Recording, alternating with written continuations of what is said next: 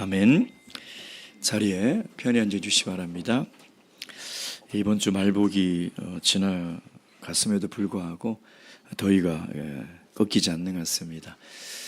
무더위에 건강 유의하시고요. 또 요즘 코로나 감기 환자들이 많은 것 같습니다. 건강에 각별히 유의하시기 바랍니다.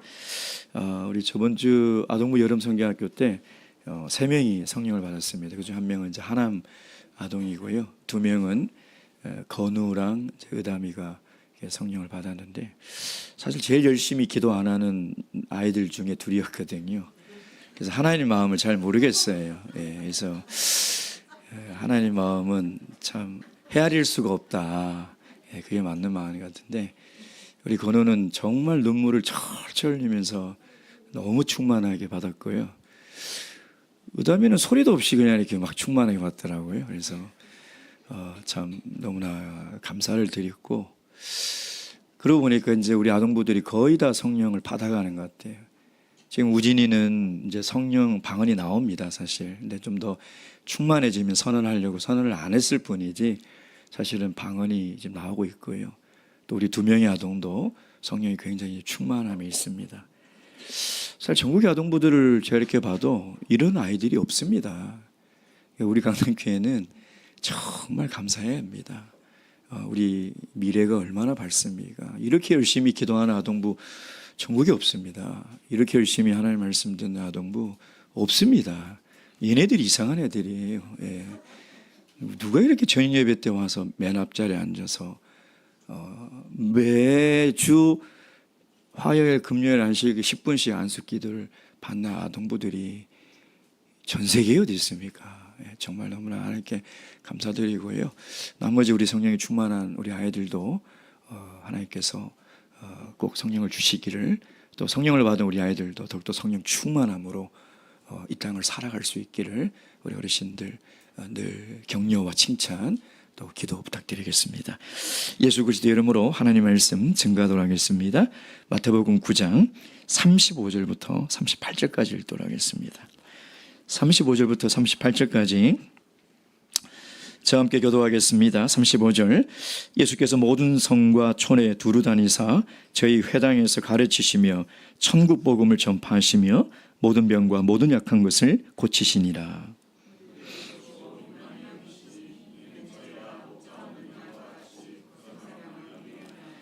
이에 제자들에게 이르시되 추수할 것은 많되 일꾼은 적으니 그러므로 추수하는 주인에게 청하여 추수할 일꾼들을 보내주소서 하라 하시니라. 아멘. 지난주 일본 청년 방문단 중에 이제 쓰러진 우리 청년은 일본의 교육에서 월, 화, 수 정밀 검사를 받았습니다. 다행히 뭐 여러 가지 신경계통이라는 데는 이상이 없는 걸로 나왔어요. 다만 아직까지 기력과 식욕이 없어서 다음 주에 다른 이제 이게 소화기관이나 이런 쪽으로 정밀 검사를 받는다고 합니다. 위에서 기도 부탁드리고요. 이제 이 방문단들이 공항 도착 40분 전에 화장실 가는 그 길에 이제 갑자기 이렇게 쓰러지고 의식을 잃고, 제가 이렇게 코에 손을 댔는데 호흡을 하지 않고 눈은 돌아가 흰자만 보이고 혀는 말리고, 제가 아는 상식으로 딱 사람이 죽을 때의 그 모습, 그것을 이제 보게 된 것이죠. 그래서 119 구급차를 급히 불러 이제 광명 조한대 병원 응급실에 갔습니다. 그 시간에 오후 4시예요. 그 다음 새벽 5시에 깼으니까 한 13시간을 깨지 않았죠. 저는 이제 보호자로 이제 응급실에 앉아, 한 명밖에 못 들어가더라고요. 그래서 거기 앉아 응급실에 이렇게 있었습니다. 알다시피 응급실은 이렇게 병원의 다른 병실들과 좀 이렇게 다르게 굉장히 경비도 삼엄하고 아무나 들어갈 수 없는 그런 곳으로 따로 이렇게 분리된 곳입니다. 정말 응급치료가 필요한 분들, 갑자기 다친 사람, 쓰러진 사람, 교통사고나 위급한 환자들이 와서 응급처치를 받는 것이죠. 제가 한 13시간 앉아있다 보니까 병실에 이렇게 막 왔다 갔다 하는 수많은 사람들을 가까이서 보게 됐습니다. 하는 젊은 어머니는 한 3, 4살 정도 되어 보이는데 애가 머리가 터져버린 거예요. 그러니까 피가 막 온몸에 철철 나면서 119에 실려오는데 엄마도 울고 아기도 울고 진정이 안 되는 거예요. 그럼 엄마도 너 혹시 나가요? 제 바로 이렇게 맞은편에 있는데 또 어떤 아주머니는 이 노모에 못 친 거 버스를 타고 가다가 버스에 내리면서 이 어머니가 발을 헛디뎌서 땅에 머리를 콩 찧어서 뇌진탕에 걸린 거예요. 그래서 왔는데 의식이 안 돌아오는 거예요. 예. 또 어떤 젊은 남자는 이 아버지가 거실에서 TV를 보다가 갑자기 푹 쓰러지더래요. 119 불러왔는데 그분도 보니까 의식이 없더라고요. 근데 이제 막 의사들이 막 달라붙어가지고 뭘 막 바로 제 옆에 침대에서 뭘 막 이렇게 뭐 전기 충격이 뭘 막 TV에서만 보던 것을 제가 이렇게 앞에서 이렇게 보는데 의식이 돌아오죠. 근데 이 아들이에요. 진짜 코가 땅에 대이도록 의사 선생님 간호사들에게 우리 아버지 죽는 줄 알았다고, 우리 아버지 돌아가신 줄 알았다고, 너무 감사합니다, 너무 감사합니다. 그 막 연신 인사를 하는 거예요. 처음에 들어올 때는 사람이 절대 절망에 쌓여서요, 정말 아버지가 돌아가는 줄 알고 왔다가 이제 다시 의식이 돌아오고 혈압이 정상으로 맥박이 뛰니까 얼굴이 확 피더라고요. 또 어떤 새벽에는요, 술이 취한 사람인데 이게 실려왔어요. 제가 딱 봐도 막 다쳐가지고 막 부러지고 난리더라고요. 근데 이 간호사가 치료 동의를 받으려고 갔는데 이 술 취한 사람이 간호사 뺨을 빡 때려버리더라고요. 경찰에 신고해서 경찰이 오고 막 이제 막 조사를 하고, 제가 이 짧은 시간이 있으면서요, 응급실에 있는 의사 선생님들과 간호사분들이 정말 대단하고 존경하는 마음이 들었어요. 여러분, 그냥 가만히 앉아서 아니면 일을 하면서 밤을 새는 것도요, 사람이 얼마나 힘든 일입니까? 근데 피를 철철 흘리고 다 죽어가고 의식이 없는 사람들이 그렇게 계속 드나드는데 이 응급실에 있는 의사분들과 간호사들이 정말 막 달라붙어가지고 그 환자를 살리겠다고 막 땀을 철철 흘리면서 살리는 모습을 보면서요, 그걸 제가 제 눈으로 직접 처음 봤거든요. 정말 존경스럽고 대단하고 이건 아무나 할 수 있는 일이 아니구나라는 것을 또 한 번 배우게 되었습니다. 저도 이제 인생을 후반부를 돌아 반환점을 돌아 후반부로 달려가고, 목회도 어느덧 절반을 돌아 이제 후반부로 달려가는 그런 길에 서 있다 보니까 저는 자주 이런 생각을 합니다. 사람이 언제 정말 행복할까? 사람이 무슨 일을 하고 살아야 정말 행복한 삶을 살아갈 수 있을까? 사람이 무슨 일을 하고 살아야 이 땅을 떠날 때 후회 없이 정말 기쁨으로 주님 앞으로 갈 수 있을까? 저는 이런 생각을 정말 자주 합니다. 여러분은 어떻게 생각하십니까? 정말 이 땅에 살면서 무슨 일을 해야 우리가 참된 행복을 누리며 느끼며 살 수 있으며, 우리가 무슨 일을 하고 이 세상을 떠날 때에 하나님 앞에 설 때에 정말 부끄러움과 후회 없이 설 수 있겠습니까? 저는 죽을 만큼 사랑하는 사람을 만났을 때와 죽을 만큼 사랑하는 일을 만났을 때라고 생각합니다.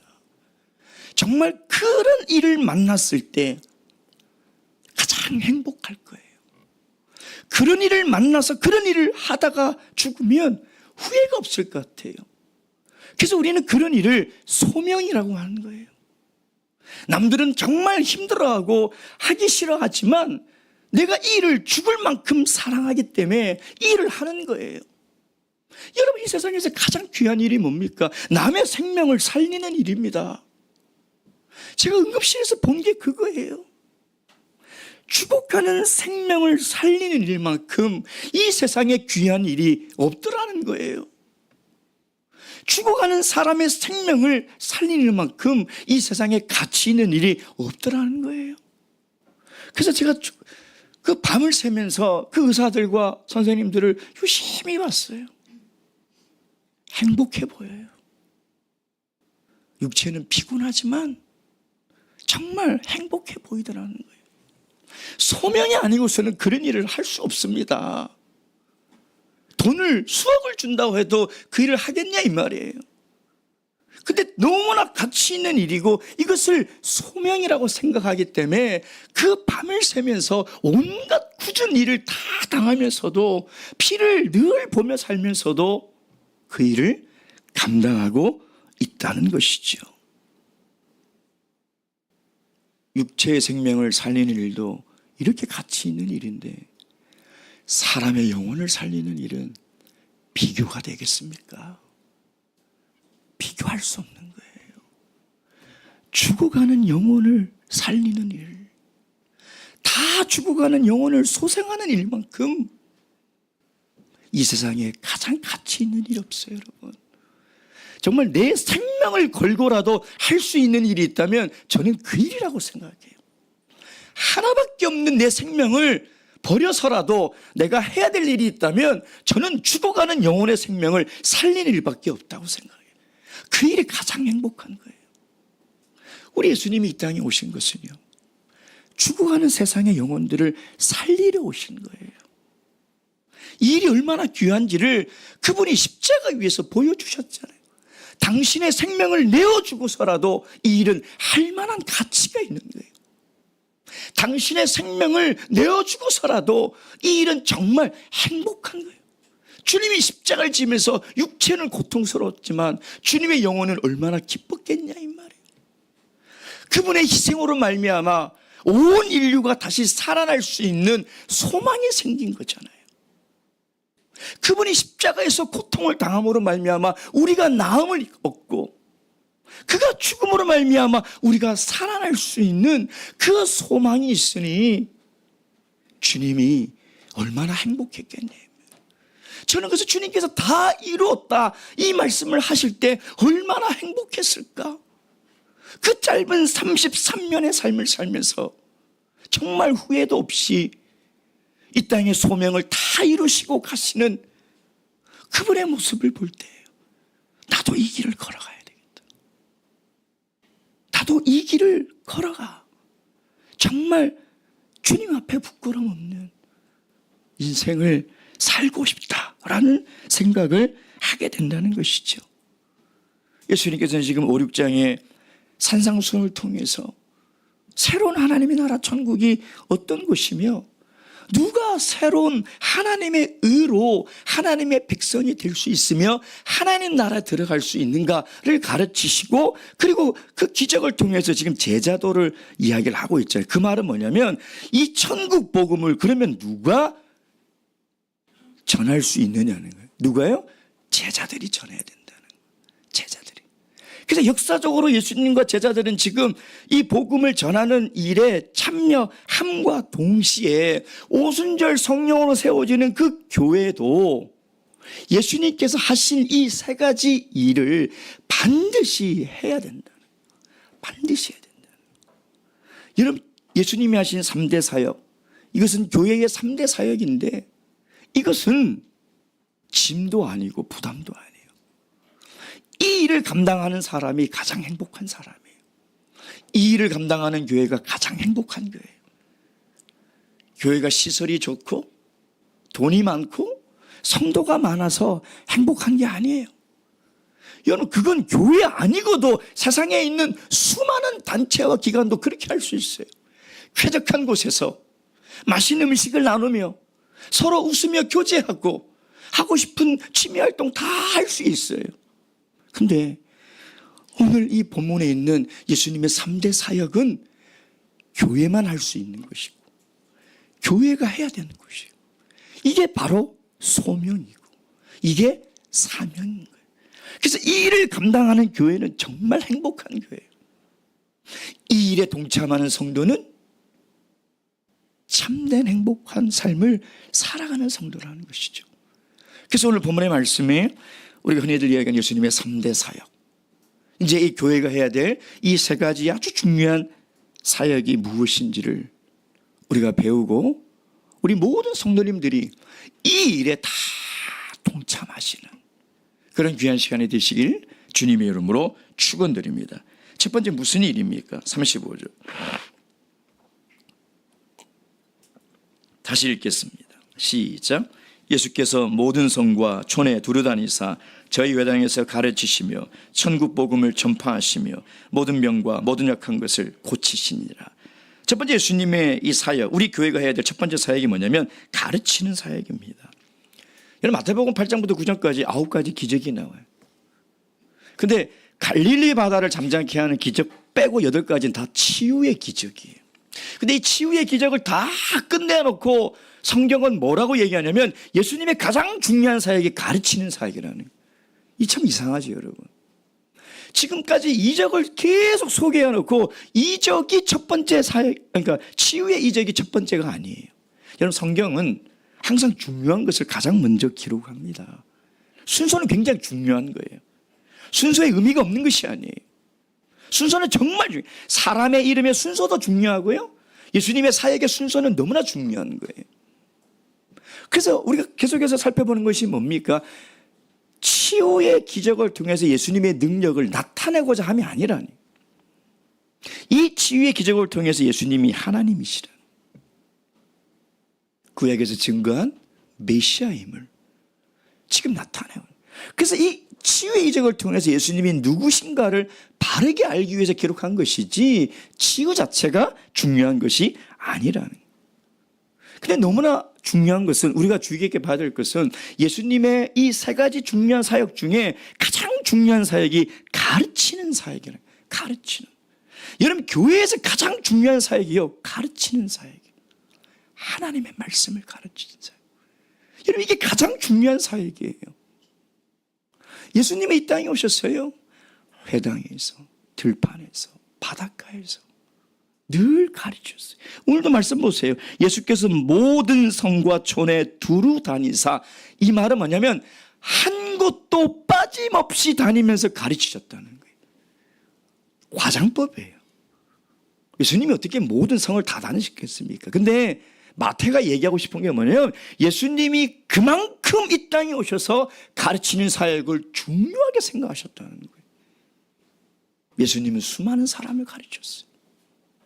그리고 특별히 제자들을 3년 동안 가르치셨다는 거예요. 3년 동안 가르치시고 승천하면서 마지막 제자들에게 명령하고 부탁한 게 뭐예요?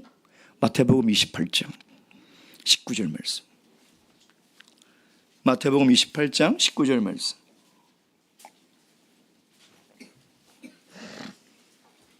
마태복음 28장 19절 20절. 다 함께 읽겠습니다. 시작.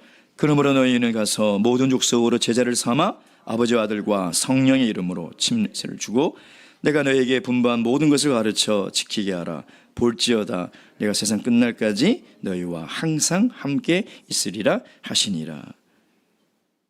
예수님께서 승천하시면서 제자들에게 하신 명령, 이것을 지상대명령이라고 그래요. 그게 뭡니까? 가르치라는 거예요. 가르쳐. 근데 가르침의 목적이 분명하죠. 그게 뭐예요? 제자 훈련이에요. 제자를 삼아 가르치라. 지금 예수님께서 제자들을 훈련시키고자 수많은 이적들을 보여주신 것처럼 가르침의 목적은 제자를 훈련하는, 제자 훈련. 이게 모든 하나님의 말씀의 가르침의 목적이 되어야 된다는 것이죠. 제가 대만에 가서 놀란 것이 뭐냐면 종교 교육이 유아부터 8, 90세 노인까지 이루어져 있는 것을 보고 제가 놀랐어요. 우리 한국은 어르신들이 그래요.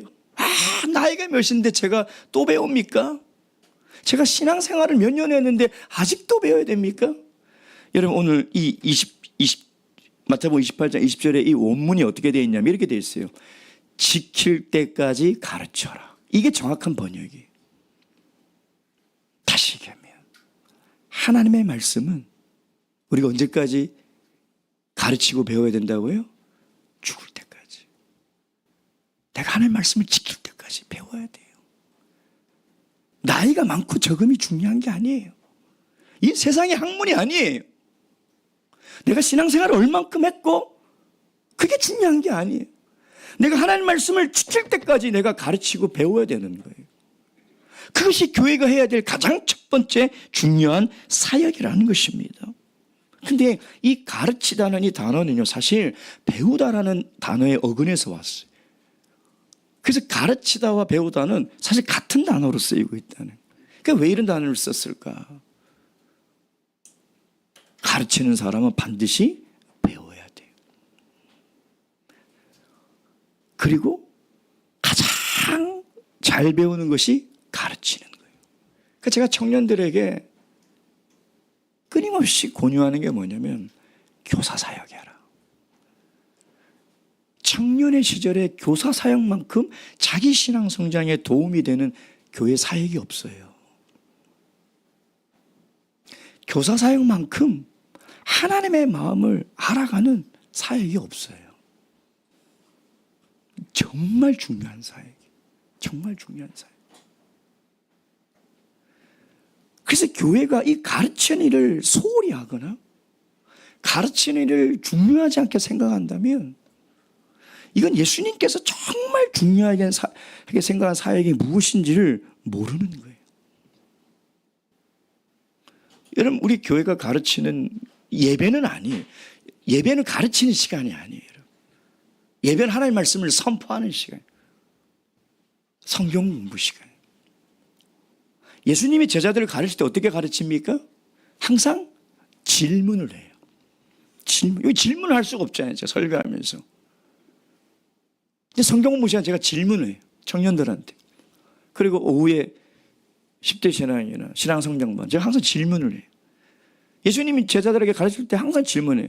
너희들은 어떻게 생각하느냐? 너희들은 나를 누구라 생각하느냐? 너희들 이게 이해됐느냐? 계속 물어봐야 돼. 그래서 내가 그 하나님의 말씀을 잘 배우고 있고 잘 이해하고 있는지를 확인을 봐요. 근데 예배 시간에 알 수가 없어요. 하나님의 말씀을 제대로 내가 잘 이해를 하고 해석을 하고 내 것으로 만들고 있는지 알 길이 없다는 거예요. 알 길이 없다는 거예요.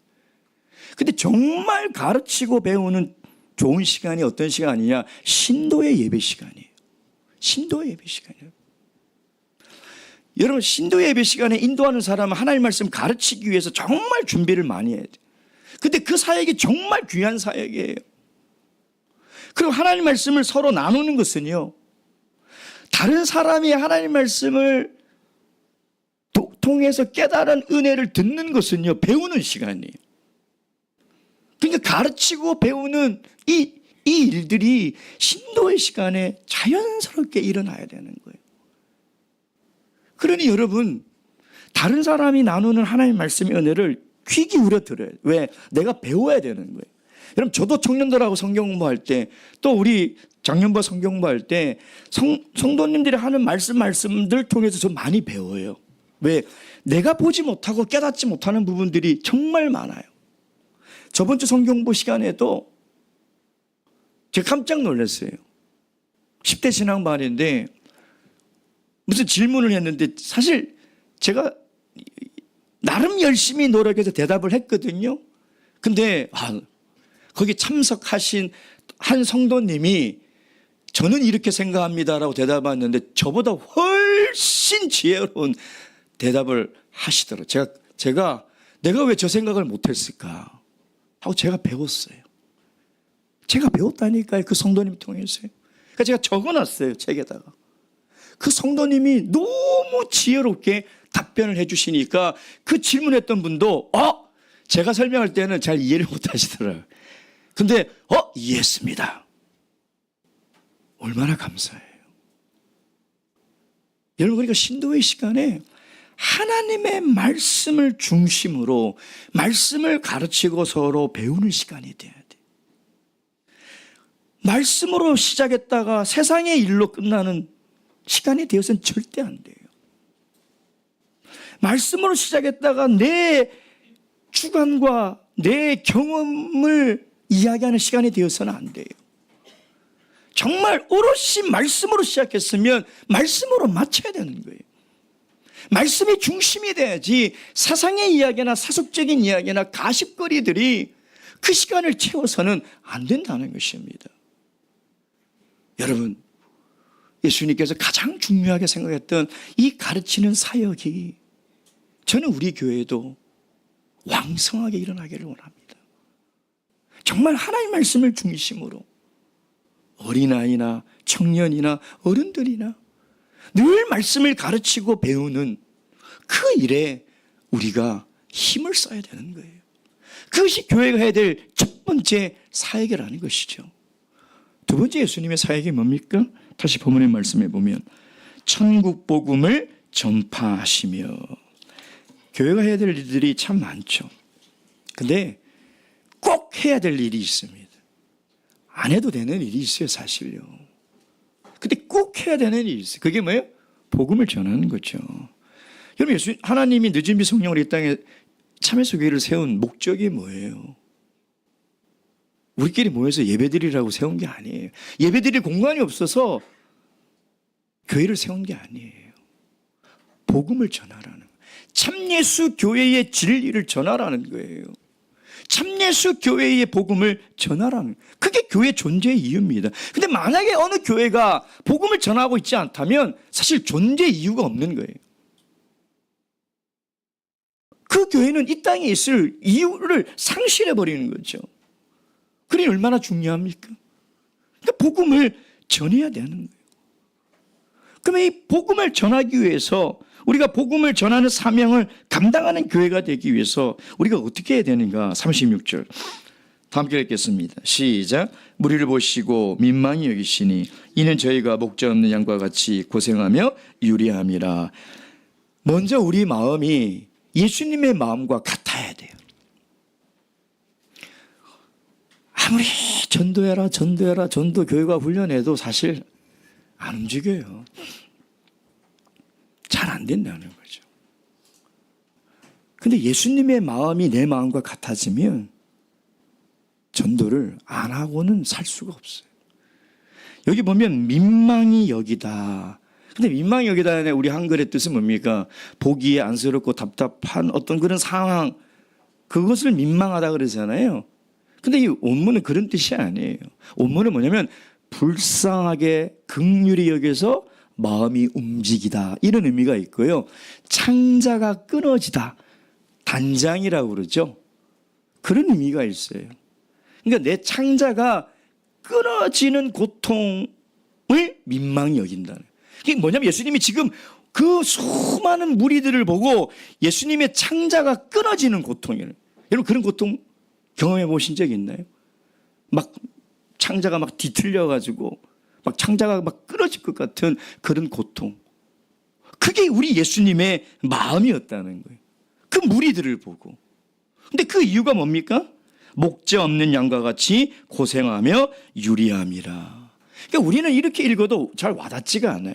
목자 없는 양과 같이. 근데 팔레스타인 땅에 사는 유대인들은 목자 없는 양과 같이, 그러면 확 와닿는 거죠. 지금 예수님의 마음이 얼마나 끊어지는 고통인지를 확 와닿는 거죠. 왜? 양을 치는 사람들이니까.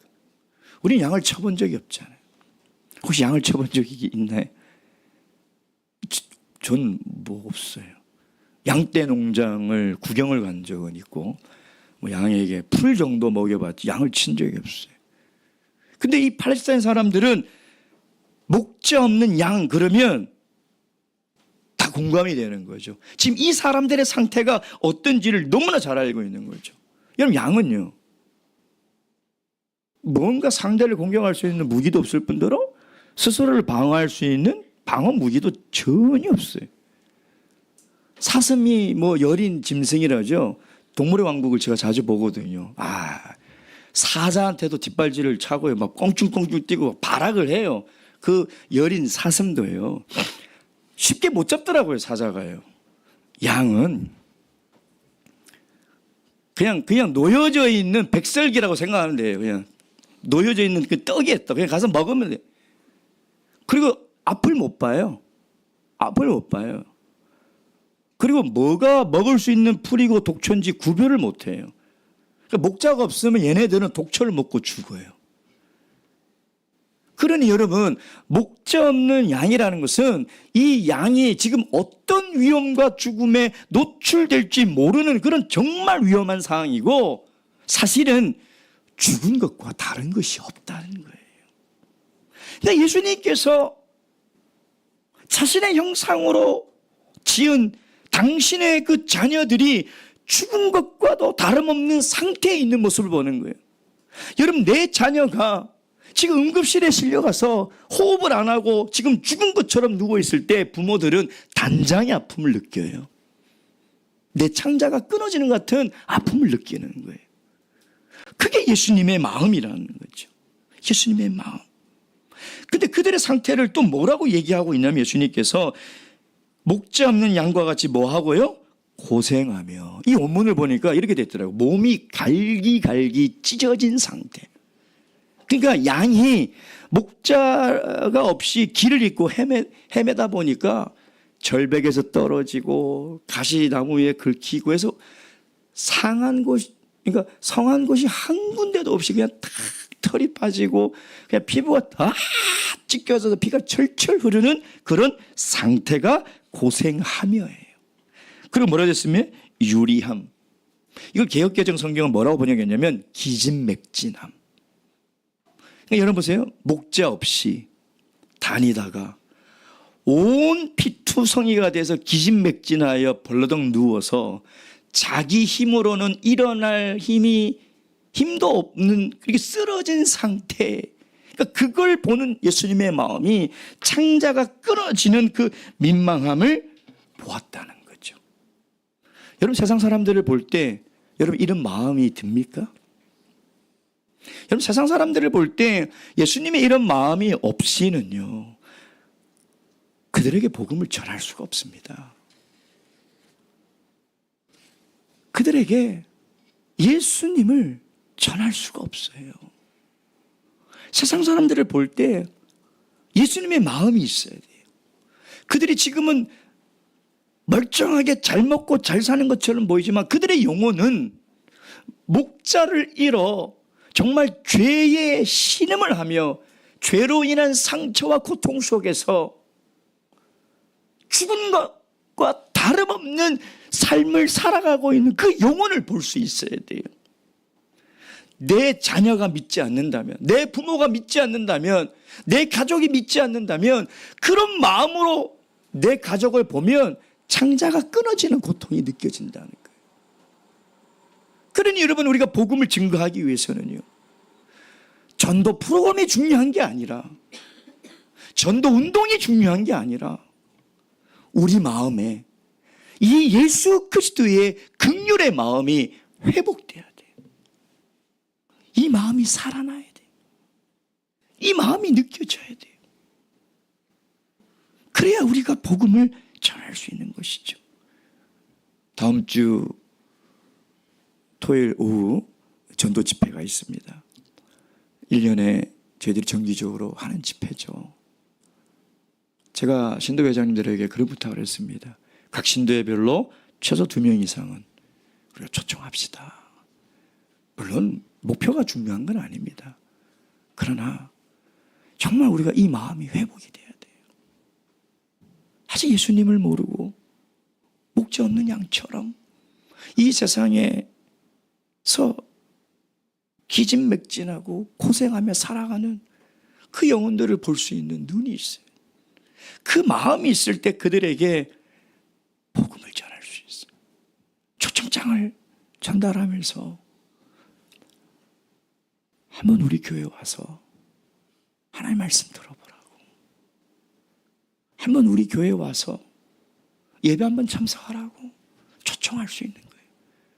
다음 주에 있는 전도 집회를 위해서 다 기도하고 있을 줄로 압니다. 기도할 때 가장 먼저 이런 기도를 하십시오. 주님, 주님의 마음이 제 마음처럼 같은 마음이 될 수 있도록 주님의 그 긍휼의 마음을 깨닫게 도와달라고. 그래서 제 마음이 주님 마음 같아서 그 죽어가는 영혼들을 볼 때 가만히 앉아 있을 수 없는 그런 마음을 회복시켜 달라고. 우리 함께 그런 기도와 또 우리 사랑하는 영혼들에게 복음을 전해서 그분들도 예수님을 만나 쉴만한 물가와 푸른 초장으로 인도하는 그 목자이신 예수님이 그들의 인생의 진정한 주인이 되는 그런 행복한 삶을 살아갈 수 있기를 주님의 이름으로 축원드립니다. 마지막 세 번째 무슨 사역입니까? 35절 모든 병과 모든 약한 것을 고치시니 치유 사역입니다. 근데 이 고치다라는 이 원문이 육체의 병을 고치다라는 의미만으로는 사용되는 것이 아니라 사실 여러 가지 복합적인 의미가 있는데 가장 큰 건 두 가지예요.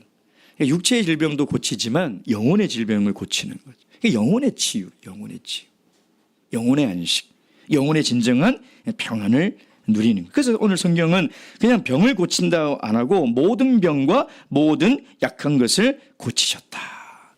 의학이 아무리 발달해도요 절대 못 고치는 병이 있습니다. 상처받은 영혼의 질병은 의사가 고칠 수 없는 거예요.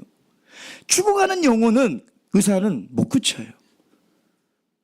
죽어가는 육체의 생명은 응급실에 가고 병원에 가서 수술하면 회복되고 나을 수 있지만 죄로 인하여 죽어가는 영혼은 고칠 수가 없는 거예요. 반드시 예수님 앞으로 나와요. 예수님만이 고칠 수 있는 거예요. 예수님만이 그 상한 영혼을 회복시키고 고칠 수 있는 거예요. 그래서 성경은 하나님 스스로 자기를 뭐라고 얘기했냐면 나는 치료의 하나님 여호와 라파다 이런 말을 했잖아요. 출애굽기 19장입니까? 거기 보면 이스라엘 백성들이 애굽에서 나와서 3일 길을 물을 못 먹고 있다가 도착했는데 마라라는 그 샘에 도착했잖아요. 근데 물은 있는데 먹으니 써서 먹을 수가 없는 거예요. 그래서 마라가 쓴물이라잖아요. 백성들이 원망을 하니까 모세가 하나님께 기도하고 하나님 뭐라 그래요? 나무가지를 꺾어 그 마라에 던져라. 던지우니 달아졌잖아요. 이 나무가지가 뭐냐? 많은 해석학자들이 예수 그리스도의 십자가로 해석합니다. 예수 그리스도를 모르는 인생은 그렇게 고통스럽게 쓴물을 먹는 것처럼 살아가는 거예요. 그 마음은, 그 정신은, 그 영혼은 질병 속에서 살아가는 거예요. 그래서 예수 그리스도를 붙들고 만나야지만이 죄사함을 얻고 죄에서부터 자유로움을 얻어 진정한 영혼의 회복, 평안, 치유를 누리는 것이죠. 그것이 모든 병과 모든 약한 것을 고치시는 예수님의 세 번째 사역이라는 것이죠. 이 일을 반드시 교회에서 해야 돼요. 병원은 육체의 생명을 살릴 수 있지만 영혼의 생명은 살릴 수가 없는 것이죠. 그래서 이 일을 누가 해야 됩니까? 37, 38 다 함께 읽겠습니다. 시작. 이에 제자들에게 이르시되 추수할 것은 많되 일꾼은 적으니 그러므로 추수하는 주인에게 청하여 추수할 일꾼들을 보내어 주소서 하라 하시니라. 누가 해야 됩니까? 일꾼들이 해야 돼요. 어떤 분이 그러더라고요. 교회에는 세 가지 꾼이 있대요. 말썽꾼, 그러니까 교회에 늘 문제를 일으키는 말썽꾼이 있대요. 두 번째 구경꾼, 방관하는 사람. 교회가 뭘 해도 그냥 쳐다만 보고 있는. 세 번째 일꾼이 있다고. 몇 번이 제일 많을까요? 교회에서요. 우리 교회는 몇 번이 제일 많습니까? 안타깝게도 구경꾼이 제일 많아요. 구경꾼이 제일 많아요. 하나님의 일에 동참을 안 해요. 참여를 안 해요. 일꾼이 너무 적어요. 정말 목자의 마음으로 소리도 없이 솔선수범하며 겸손하게 하나님의 일을 섬기는 일꾼은 찾아보기가 힘들어요. 정말 백사장에서 바늘보다 찾기가 힘들어요. 지금 모든 목자님들이 하는 얘기들이에요. 정말 일꾼 찾기가 어려워요. 그 하나님의 마음으로 즐겁게 하나님의 일을 하는 일꾼을 찾기가 그렇게 힘든 시대를 살아. 예수님도 뭐래요? 추수할 것은 많은데 전도해야 될 것도 많고 가르쳐야 될 것도 많고 치유해야 될 것도 너무나 많은데 일꾼이 없다. 일꾼이 없는 거예요. 그래서 뭐라고 해요? 그 일꾼을 주인에게 얘기해서 보내달라고 얘기하라는 것이죠. 사랑하는 성도 여러분, 하나님의 말씀을 가르치고 복음을 전파하고 사람들의 영혼을 돌보는 일은 무거운 짐도 아니고 부담도 아닙니다. 제가 서론에서 말씀드린 것처럼 이건 우리 인생이 가장 행복하게 살아갈 수 있는 유일한 길이고요. 가장 가치 있는 일이라는 거예요. 그래서 가르치는 일과 전도하고 사람들의 영혼을 돌보는 이 일에 예수님께서 일꾼이 필요하다고 부를 그때에 주님, 내가 여기 있사오니 나를 보내주소서 라는 응답을 하시는 일꾼이 되시길. 그래, 우리 교회가 정말 예수님께서 2000년 전에 하셨던 가장 중요한 세 가지 일을 주님의 몸된 교회가 오늘 이 시대에 그대로 실천하는 그런 행복한 교회가 되시길 주님의 이름으로 축원드립니다. 묵도하시겠습니다.